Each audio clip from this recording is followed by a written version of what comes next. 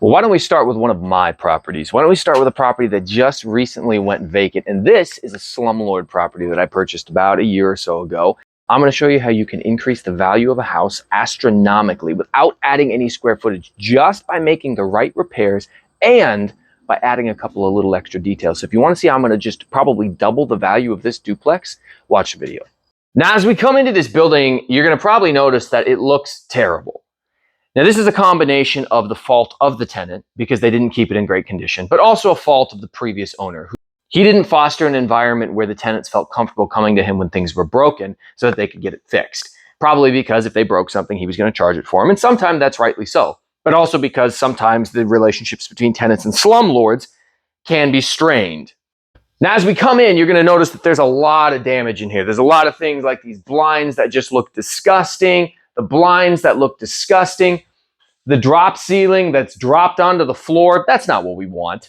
We want to foster and create a culture with our tenants that allow them to be comfortable enough to come to us when a repair needs to be done so that we can make those repairs in a timely fashion and get things taken care of. This is why I'm a big proponent of the Section 8 program, because Section 8 does inspections. We can't let 95% of what's wrong with this unit happen when Section 8 does their inspections. It needs to be corrected and fixed, and that keeps the property in better condition. Now, let's show you how I'm going to make a bunch of money with this thing. Not only am I going to get rid of the sticky tile on the floor, we're probably going to get a water heater that's not from 2007, and probably a water heater that still has all of its pieces actually intact on it. Take a look at the kitchen. Now, obviously, again, as I mentioned earlier, some of this is the condition the tenant left the property, and you can see they were not particularly clean people. There's just crap everywhere. The stove, if you haven't seen nasty, disgusting stoves before, you know, this is the type of stuff you're going to see when bad tenants move out of slumlord properties. So we can just see how gross the stove is. And we can see how nasty the fridge is. Now, here's a rookie move that I learned as a cop. Never open the fridge. You don't want to open the fridge. Opening the fridge is one of the worst mistakes that you can make unless you're trying to cleanse yourself out. And right here, we got a little fly that's just desperate to escape, but he is caught in a spider web. All right, now I want you to look. This is how I'm going to make all of the money with this unit right here, okay? Notice how there's an entrance into this room right here. Now let's go find the second entrance. We walk around. Here's the wall for that room. Here's the other wall for that room, and boom, we got a second entrance right here. So let's go inside. In fact, you can see the first entrance from this one. So as we come in here, this was probably some sort of dining room at one point. Maybe at one point, this wall was gone and it just opened straight up to the kitchen. I'm not sure, but let me show you how we're gonna make all the money. This is a 2-bed, 1-bath house. But again, we've got this little room right here. So all we need to do is install a door here. We come into this room. We've got the legal windows to make this room legal. Then we come to here, leave this door frame here, but put a closet. Just run a wall from here straight to that wall. And you might say, well, why would I want a window in the closet? There's already one upstairs. I'll show you in a minute. But even if I don't take the wall all the way down there for those 4 feet, if I just bump this closet out 1.5 feet and then cut it back in towards this window, now we have a usable closet. The definition of a room is that the room needs to have a closet and it needs to have windows of a certain size. And then in order for it to be legal for Section 8, what we need is for the room to have a total of 80 square feet, which means that we need some combination of 8 by 10 or 9 by 9, something that gets it over 80 square feet. And then usually there is a height requirement for the ceiling. Now I'm 6'4", and I don't know if you can tell, but even reaching all the way up, I'm just barely touching the ceiling. So this is probably an 8.5-foot ceiling. We have no problem with the height requirement. So what we're going to do to increase the value of this property exponentially is turn it in from a 2-bedroom into a 3-bedroom. And when the tenants on the other side move out, which that side's already been remodeled, I didn't know the layout was like this, or I would have done it the first time around.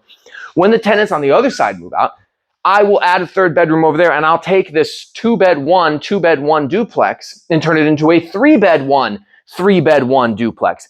Doing something as simple as that will increase the value of this property exponentially, and it will also increase the amount of rent that we can get. Because Section 8 does not care, and tenants don't care about the square footage of the property. Notice the square footage of the property won't be impacted at all. What actually happens is that when you increase extra rooms, we have more places where we can put additional occupants. By adding this extra bedroom, we take the rent we can get from Section 8 from $9.50 a month, which is what the other side's paying. Section 8 tenant is in there that I place for $9.50 a month. And now I can take it all the way up to $11.50 or $12.50 a month via Section 8, which is a $200, $300 a month increase. That's all I did. All I did was put in a little like fake wall with a closet door and a regular door. Done. Easy. Easy stuff like that makes you more money. Now let's go upstairs. All right, so again, we're gonna see how nasty this place is. I like the real wood stairs. What I don't like, yeah, we need to get that. We need to get that secured. So we go up, and you're gonna see it's pretty gross. Not the worst I've been in, but definitely gross. So what I'm gonna do in here, obviously, we will rip the toilet out, clean the vanity up a little bit. We need to paint and patch the walls in here. For the toilet, or for the bathroom itself, that's just a crappy tub surround. That's not porcelain. Probably just rip that out.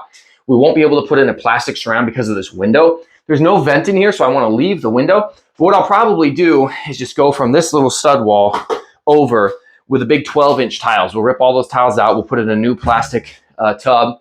We'll just get this cleaned up, get this painted. Yeah, and maybe put like a more usable shelving situation in here, since that's kind of honestly a big little, like I can stand in that. I don't know if it's showing exactly how wide it is, but that's like 4 feet deep right there. So, okay, we come back out here. All right, now this is what I mean when I say the tenant is responsible for the condition that they leave the property in. Okay, we're gonna come in here and you're gonna see, yeah, I mean, they moved out. They were not evicted. They weren't evicted. They moved out of their own accord. You know, I bought this property with this tenant in it. Now I knew it was a slumlord property, and we let them know immediately any repairs they need we'll make. But I'm not going to be able to do a full remodel while they're in here. I also don't want to force people out. So if they want to keep living in the conditions of the property, I will get it cleaned up. The exterior we took care of, the plumbing issues we took care of, but the interior, obviously we're not going to paint, patch, new carpet, new everything until the tenant moves out. Because I don't want to be forcing people out. And if they're already okay living in what I would consider dated and old and gross, that's on them. So this closet is a little small closet. Got the window right here. Again, you can see just how, wait, hold on a minute. At least this tenant was an artist. Yeah, look at that. Okay. Respect that. This must have been the kids' room. Left a whole bunch of their artwork in here, actually. That's a shame. Hopefully they're not looking for that. But yeah, look down. I mean, just look down here. Just nothing but trash and bottles. It's gross. We'll leave the window open just because I don't want it to get moldy and gross in here by closing it all up. So obviously I will probably do LVP on the entire upper floor unless this hardwood can be salvaged. If this hardwood floor can be salvaged and it's under that carpet, we'll do that as well. Let's look at bedroom number 2. We come in behind door number 2. The exact same stuff, just gross. Okay, carpets look disgusting. This must have been their walking path right here. You can see how it's extra matted down as they probably walked around the bed. And the section in the center where it's not as gross is probably where the bed was. Maybe a dresser or something over here. Gross, gross, gross. This is room number 2. Again, what we'll do in here, yeah, obviously we're going to get new blinds. We're going to get rid of all the freaking cobwebs. Like, bro, I don't understand why people do this. They only moved out like a month ago. These cobwebs are from the last several years. Like, how do people not dust their house? I would be scared. Like, how many spiders does it take to make something that big? What the hell? Gross. Yeah, gross. Anyway, so replacing the blinds, painting the walls, ripping out the carpet, putting an LVP, or probably just reusing this hardwood flooring right here, because that hardwood flooring is clearly in the closet. It looks like it's the whole second story. Nice. Now you might be saying to yourself, okay, Mike, well, you're going to do all this work in here. How much money is it going to cost to get all this type of stuff done? And that's a great question. Because in Seattle, where I'm from, to do this type of work, well, if it was out in Seattle, I would do a lot of the demo work myself. I'd be taking all the garbage out, everything like that myself. So I don't have the times or the mean or the ability to come out here and do all of the demo work myself in a unit like this. As much as I would love to, because I'd love to save the money, it's just cheaper for me to rent the dumpster, get my boy Tony out here, to hire a couple of his guys, come in here, rip everything out, tear the place apart, clean it out, scrub it out. Tony does a fantastic job of painting for me. The prices are insane. He charges me $150 a room to paint. Most contractors out here are charging like $350 a room to paint. That doesn't include the price of the paint. That's just the labor. But that includes if he's got to like plaster and fix up holes and patch stuff, and then the painting, and then I just buy the paint myself in bulk, and we get it done that way. So I'm painting all the rooms. We're going to be doing LVP on the floors, so I'll be paying for that. And, you know, for this, I mean, I'll probably spend, I would imagine, $4,000 worth of flooring in terms of the LVP, but that'll do everything. And it'll be less than that if we can salvage the upstairs hardwood. We'll find that out when he's ripped the carpet out. And then in terms of the tile on the wall and the tub surround and things like that, he's going to charge me only a few $100s in labor, and I pay for all the materials. I mean, I imagine I get this entire unit turned for between $6,000 to $10,000. $10,000 being the high end. I'm betting I'm a little bit closer to $6,000. If I end up with all of the LVP that I'm going to have to purchase, then yeah, it might be a little bit closer to $10,000 because $4,500 of it's going to be the LVP. The time frame on this one shouldn't be that difficult. There's no major repairs that need to be done. It's all mostly just cosmetic, even though it's ugly. Once we rip everything out and we clean and scrub it, it actually will look pretty decent. It, literally, you'll walk in here and say, okay, paint some curtains and some flooring, and we'll be good. And that $6,000 to $10,000 investment will yield me, especially when I add this third room. The rent that they were paying in here was like $800 a month. What I'm going to move it to will be like $1,200 a month. So I'm going to get a $400 a month bump, which if I spend $10,000, that means that in the course of 24, 26 months, I've completely paid for the repairs on this property just with the increase in rent. Now remember, this duplex is my number one cash flowing duplex. The people over there that are still in the 2-bed pay $950 a month. These folks paid $800 a month. That's $1,750 a month in rent, and the current payment on this property is $550. $550 a month is my current payment, and that's locked in for the next 30 years. So when these folks, or when I get this thing bumped up to $1,250 plus $950, now I'm bringing in $2,150, $2,200 a month with a $500 payment.